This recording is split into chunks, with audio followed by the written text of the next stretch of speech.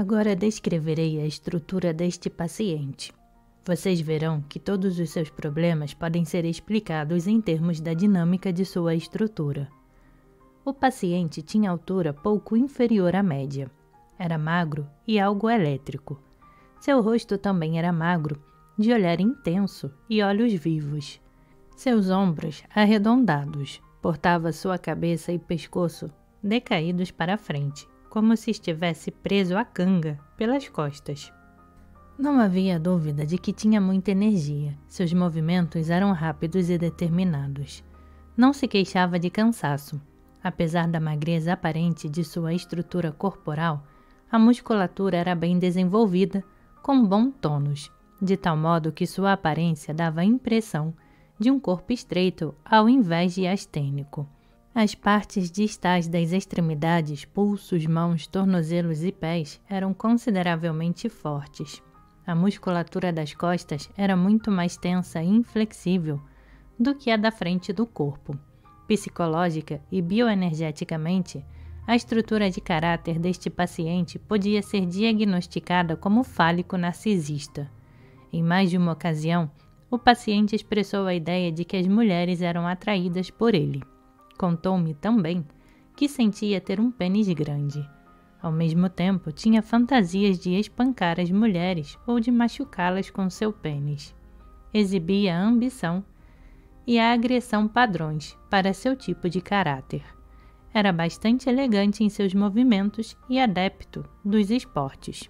Entretanto, não podia haver dúvidas quanto à rigidez de sua estrutura corporal. Não era maciça, como são alguns tipos rígidos. Ao contrário, sua musculatura formava uma estrutura cilíndrica da cabeça aos genitais, de modo que a energia era canalizada diretamente para ambas as extremidades do sistema, como neste caso, quando a rigidez é acentuada e o cilindro estreito. A carga em ambas as extremidades é exagerada. A obsessão resulta de uma carga contínua na região frontal, ao mesmo tempo em que a descarga está bloqueada ou limitada. O paciente experienciara a obsessão como uma constrição ou tensão na testa. De modo semelhante, a superexcitação dos genitais resulta da inabilidade em descarregar completamente a tensão, de modo que o pênis é facilmente recarregado e tende a reter sua rigidez. A função genital saudável se distingue do tipo fálico de genitalidade, pelo fato de que na primeira a ênfase está na plenitude da descarga mais do que na força da ereção. Mais precisamente, é a diferença entre potência orgástica em oposição à potência de ereção.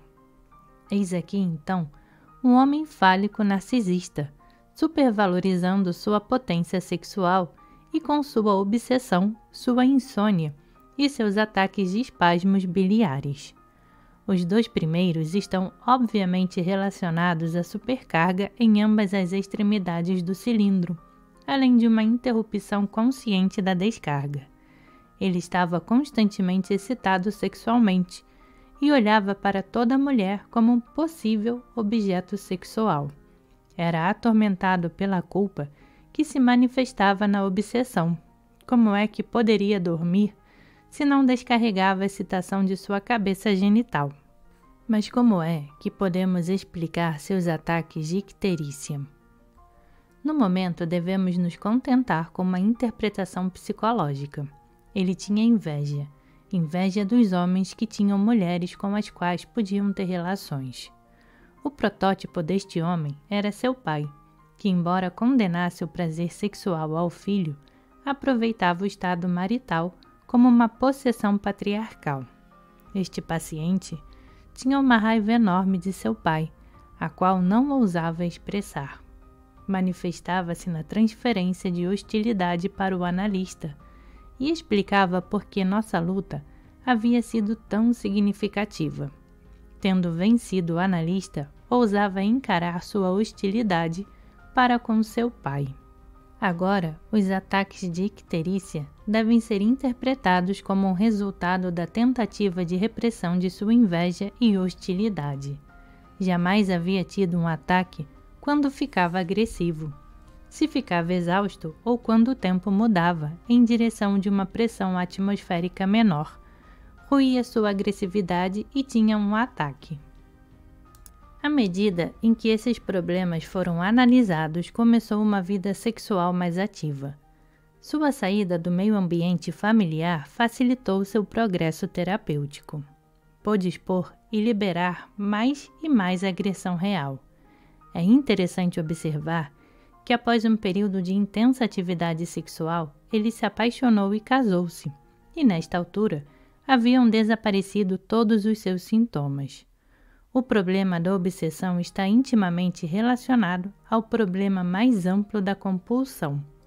Têm sido ligados na própria expressão comportamento obsessivo-compulsivo.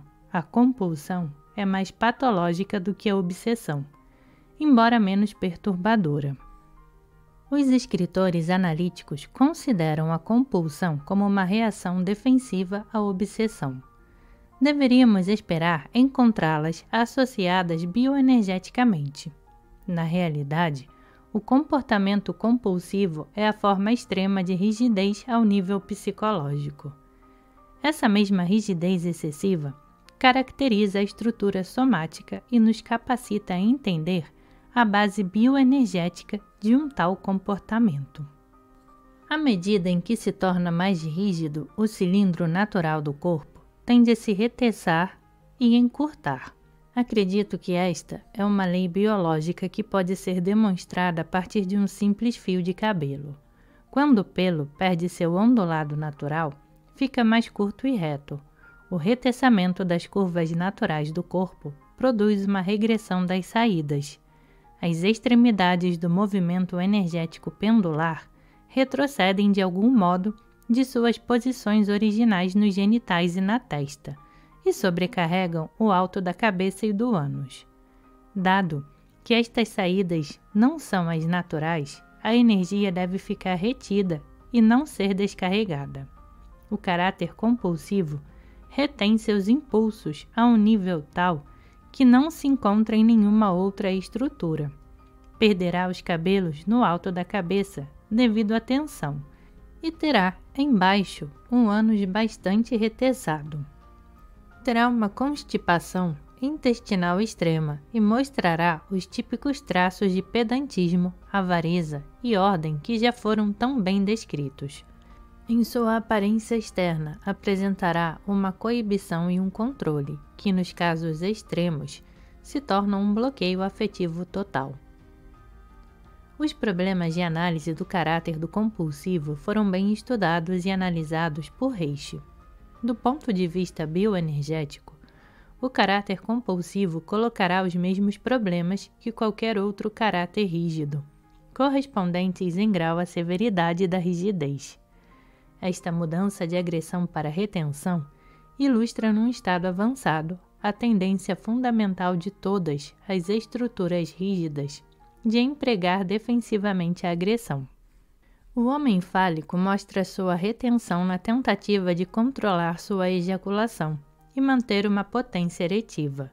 Por esta razão, o caráter compulsivo está agrupado na categoria de estruturas musculares rígidas. Seria um erro pensar que o caráter compulsivo desistiu de sua genitalidade porque demonstra ter traços anais.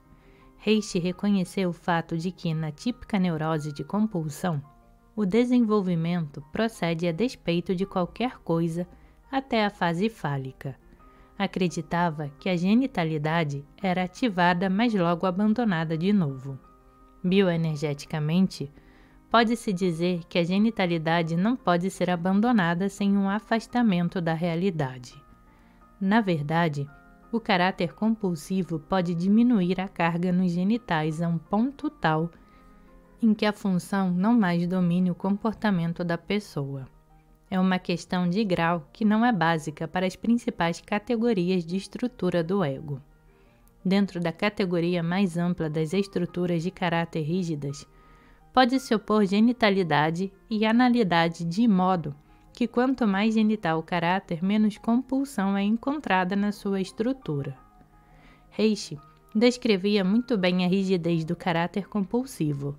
O bloqueio afetivo é um grande espasmo do ego, que faz uso de condições somáticas espásticas. Todos os músculos do corpo, mas especialmente os da pelvis e soalho pélvico, dos ombros e da face, estão num estado de hipertonia crônica. Daí a fisionomia dura, algo chegada a uma máscara, do caráter compulsivo e sua inaptidão física. Estamos agora em posição de descrever duas variedades da estrutura de caráter rígido no homem. São ambos tipos neuróticos e, portanto, são mais evidentes em suas manifestações extremas. Uma é a estrutura corporal pequena bastante estreita, numa vida emocional intensa, ou seja, uma carga afetiva alta. Nestes organismos, a razão entre energia livre e massa física é alta e a atividade genital forte.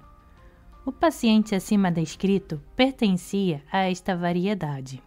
Em contraste, há o tipo rígido de estrutura corporal, com uma estrutura óssea mais larga e uma musculatura muito mais pesada. Estes indivíduos têm um queixo sólido que está agressivamente lançado à frente. Os ombros são largos, a cintura bastante estreita e as coxas muito contraídas. Esta estrutura corporal dá a impressão de força e solidez. O ego é igualmente duro, inflexível e frio. Dado que a solidez representa a repressão da expressão emocional, estes indivíduos se caracterizam por seu bloqueio afetivo. Pode-se dizer que a vida afetiva está congelada na estrutura. O primeiro destes tipos é claramente fálico-narcisista, o segundo compulsivo. No caso extremo, o caráter compulsivo tem uma solidez pétrea. Um paciente, a quem algumas vezes tratei, dava-me a impressão de ser o estreito de Gibraltar. Este é um tipo de rigidez diferente do encontrado no homem fálico. É muito mais severo e a rigidez penetra mais profundamente em direção ao centro. É fácil compreender a dinâmica do comportamento compulsivo nestas pessoas. A solidez da estrutura não permite qualquer espontaneidade no movimento ou na expressão. Todo movimento agressivo requer um grande esforço, no nível inconsciente, obviamente. A fim de vencer a resistência implicada pela solidez e firmeza da estrutura, é possível só uma pequena variação, de modo que os movimentos corporais tenham uma qualidade mecânica automática. A atividade genital mostrará esta mesma qualidade forçada, mas não terá a carga que caracteriza a função no caráter fálico. Estas descrições configuram dois tipos extremos de rigidez no homem. Um tende a ser obsessivo, o outro compulsivo. No primeiro caso, a atividade genital é muito forte, e no outro é enfraquecida por uma tensão anal severa. Esse tipo de caráter compulsivo tem poucos sintomas compulsivos, pelo motivo de que a compulsão domina todas as ações.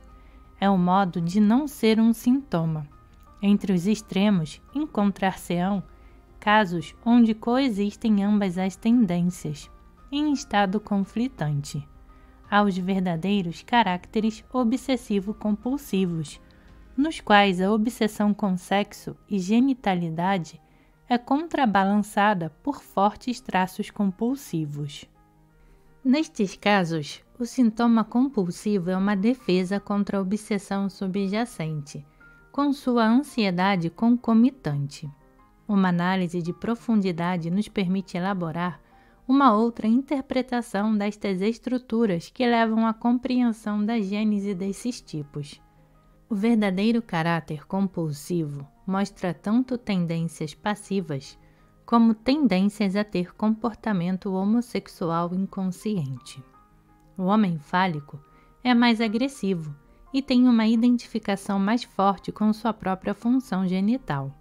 Dado que ambos os tipos atingiram o estágio genital de seu desenvolvimento, podemos perguntar quais os fatores que determinam as diferentes evoluções. Até onde consigo determinar, isso depende de quem, pai ou mãe, exerce a influência frustradora maior. Se é o pai que representa a ameaça maior, a criança desenvolverá uma aguda ansiedade de castração, na qual uma carga genital alta fica bloqueada pelo medo da punição. O desejo da criança de vencer o pai se torna um outro fator psicológico na gênese de sua ambição. Um homem fálico se identifica com seu pai, a quem considera um inimigo. Se, no entanto, a frustração principal procede da mãe, a resultante repressão da sexualidade é mais severa. A criança encara uma situação mais ameaçadora. A atividade genital fica bloqueada por medo da perda do amor e apoio provenientes da mãe.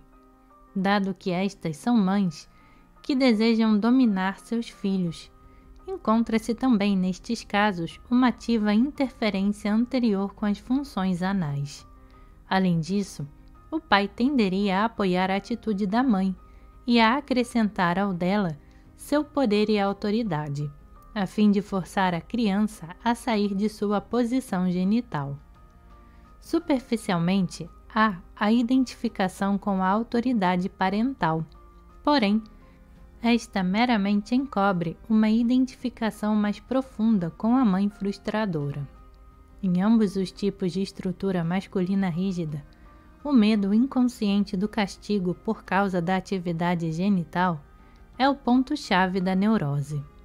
Face a este medo, o homem fálico é desafiador, rebelde, agressivo.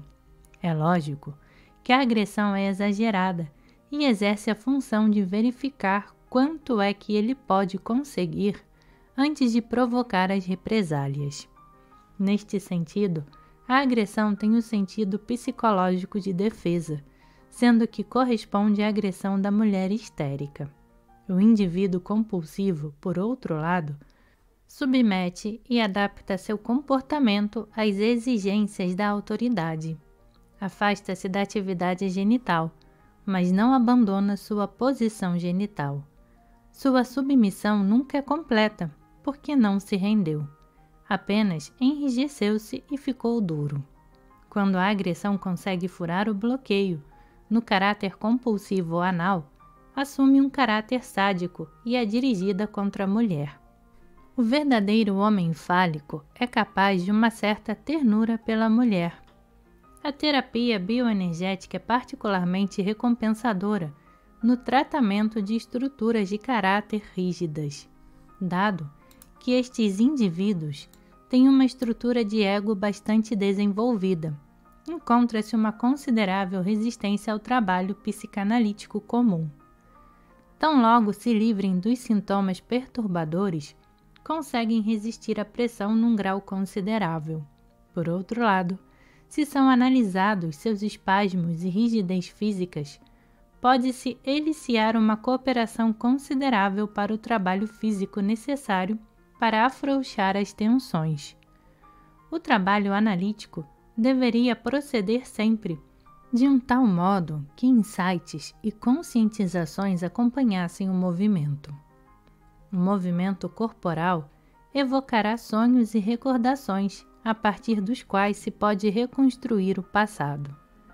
A interpretação vai e vem entre o domínio do psíquico e do somático, na medida em que cada aspecto da personalidade se apresenta ao analista. Para vencer qualquer tendência à dicotomia, todas as manifestações psíquicas e somáticas são consideradas como expressões de processos bioenergéticos unitários. Sob o título de caráter fálico narcisista, discutiremos alguns problemas bioenergéticos básicos, concernentes à estrutura de caráter masculino rígido. A rigidez pode variar em grau e espécie. As variações de grau vão desde indivíduos saudáveis, caracterizados por seu calor e espontaneidade, até os compulsivos, que são frios e mecânicos. Dado que essas estruturas são genitais, a genitalidade também variará, de uma potência orgástica máxima a sua quase total ausência, no compulsivo anal. Nenhum desses indivíduos terá problemas eretivos, ou seja, a ereção não será prejudicada, como o é frequentemente no caso do masoquista. Caracterologicamente, o compulsivo anal deve ser considerado uma estrutura genital, não importando quão reduzida possa estar a carga genital. Quanto à espécie, a rigidez tanto pode ser cilíndrica quanto sólida. Esta é a base para a divisão nos dois grupos, fálico narcisista e compulsivo. O primeiro se baseia na identificação com o pai, enquanto que o segundo apresenta uma identificação subjacente com a mãe. Essa identificação está associada à autoridade que representava a força mais frustradora durante a fase genital de desenvolvimento da criança. Deste modo, os tipos rígidos podem ser ativos ou passivos, dentro dos limites de sua estrutura. Daí também, o tipo rígido pode estar mais complexamente comprometido pela interpenetração de elementos de épocas anteriores. São traços orais ou masoquistas que conferem ao caráter rígido sua individualidade patológica. Na discussão dos tipos de caráter até aqui apresentadas, temos assumido que o padrão neurótico pode ser diagnosticado e categorizado. Faz-se esse pressuposto mesmo em face de, na prática, haver dificuldades para tanto, com respeito a um ou outro caso em especial. Se não for por outro motivo, é porque é muito raro um indivíduo que não apresente em sua estrutura de caráter alguns traços derivados de privações ao nível oral, de ternura masoquista consequente de supressão de seu ego, de alguma rigidez patológica ou de todos esses elementos.